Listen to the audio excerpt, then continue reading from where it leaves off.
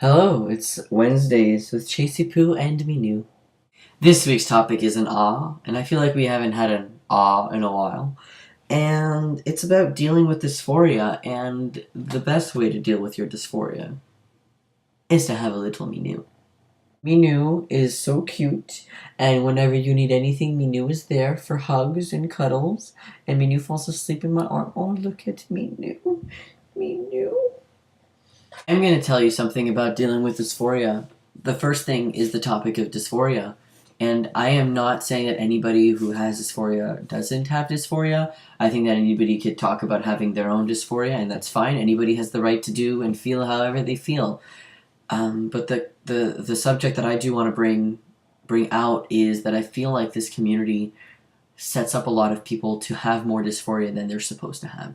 I think that you need a level of dysphoria to be trans. Obviously you don't feel comfortable in your body. You're supposed to be male. That's dysphoria right there, right? So you at least have to have that to be trans. But I think that some people who might have body dysphoria and need to go on T to have those physical changes, but then love their boobs.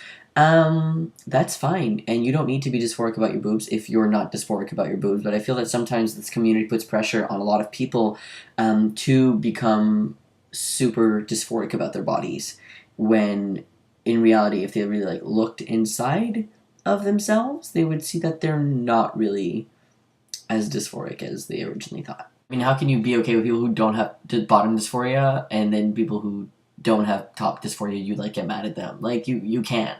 You're literally being a hypocrite. But let's talk about people who do have dysphoria, which can be a whole bunch of people who watch this video, which is fine. You're allowed to have as much dysphoria as you want. That's you. You can't change it.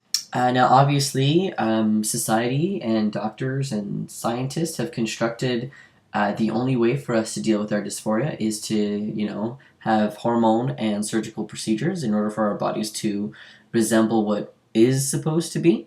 But I feel like we also should take that into our own hands and take the hormones and surgical intervention as we see fit, and not, like I'm saying, you don't have to have surgery if you don't want. And if there's a certain surgery that you that you want that isn't offered, let's say you want a certain type of bottom surgery that isn't offered, and you're really dysphoric, and you know that you will not be complete unless you have this specific bottom surgery that isn't offered yet, but is kind of a mix of both. Now, obviously, you find yourself a surgeon that's going to be able to work with you on what you need and what you want and what is capable of being done in your situation. So I think that us having agency over our own bodies and not letting all these scientists and doctors dictate what we need to do to make our bodies feel better, we really need to start taking it in our own hands.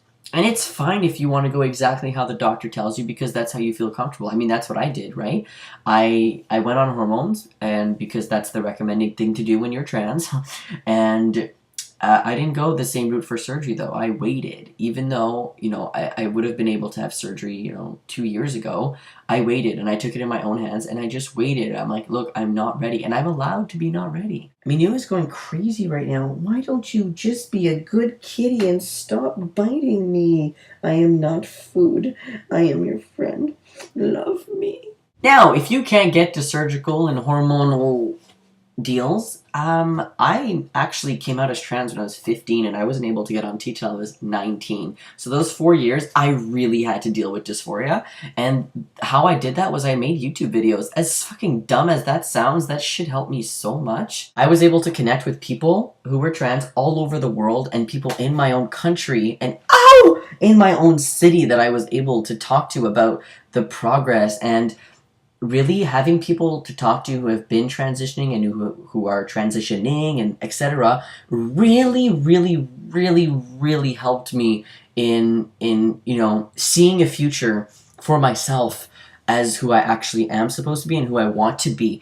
Because if you're just stuck in this, oh, I look female, I don't pass, I'm not on hormones, I'm never gonna get on hormones, it's going to be such a long time until I get on hormones, then you're just going to be stuck in this crazy dysphoria bubble. If you look at the future and you think, oh my god, I'm able to do this.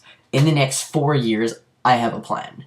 and I'm gonna get on T. I'm gonna do whatever it takes to get on T, and I'm gonna have surgery, and I'm gonna take out a loan if I have to. And you just know that in 2 years, in 4 years, you are gonna be so much happier.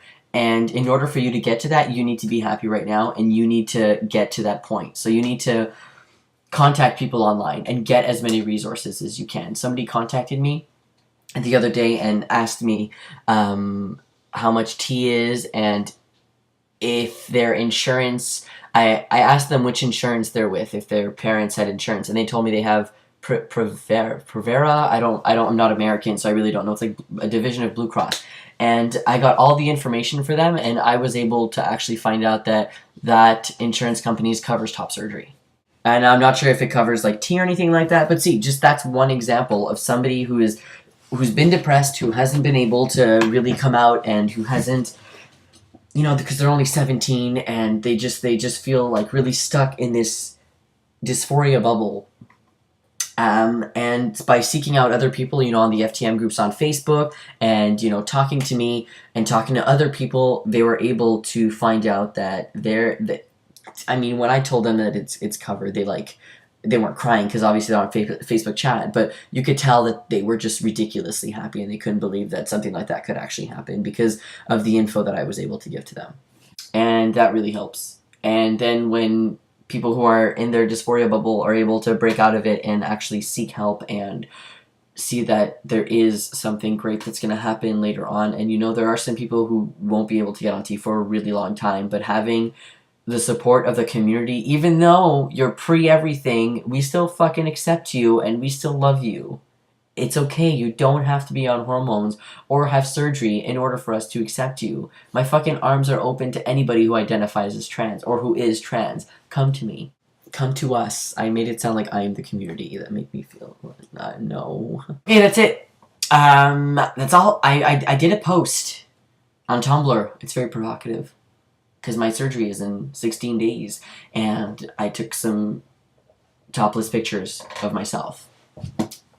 Because even though I'm having surgery in 16 days, I am allowed to fucking enjoy taking those pictures, because a part of my body that I've had for 10 years is going to be removed, and I would like to have a memory of them. So I took some pictures. If you'd like to see them, they're on Tumblr. Alright, that's all I have, and I hope you guys have a great week.